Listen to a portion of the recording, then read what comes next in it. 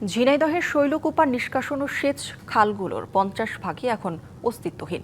কোথাও খাল ভরাট করে হচ্ছে চাষাবাদ, কেউ বা বানিয়েছেন চলাচলের পথ। ফলে শুষ্ক মৌসুমে মিলছে না সেচ প্রকল্পের পানি, আর বর্ষায় তৈরি হচ্ছে তীব্র জলাবদ্ধতা। এর নেতিবাচক প্রভাব পড়ছে উপজেলার কৃষি খাতে। দখলদারদের উচ্ছেদ করে খালগুলোকে আবারও ব্যবহার উপযোগী করার দাবি কৃষকের।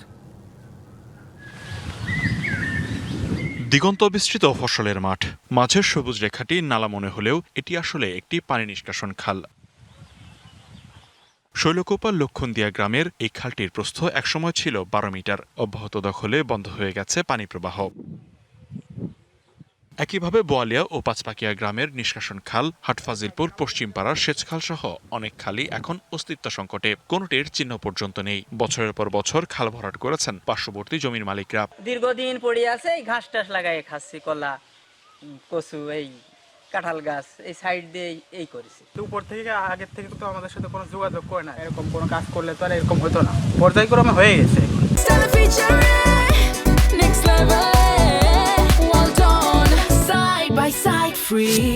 দখলের প্রভাব পড়ছে কৃষিতে। জমির পানি নিষ্কাশন হচ্ছে না, উল্টো খালের পানি জমিতে প্রবেশ করায় নষ্ট হচ্ছে ফসল। আবার সংস্কার না করায় জিকে সেচ প্রকল্পের পানি পাচ্ছে না কৃষক। এই জন্য তারা চাপতে চাপতে দুই সাইড চাপাইয়া আর চিকুনকে ফেলা দিয়েছে। ভরাটার পরে যতটুকু বৃষ্টি হয় মাটি উঠে যায়, পানি ফসল জন্মানো খুব কষ্টকর ব্যাপার। খালটা অকেজে হয়ে গেছে।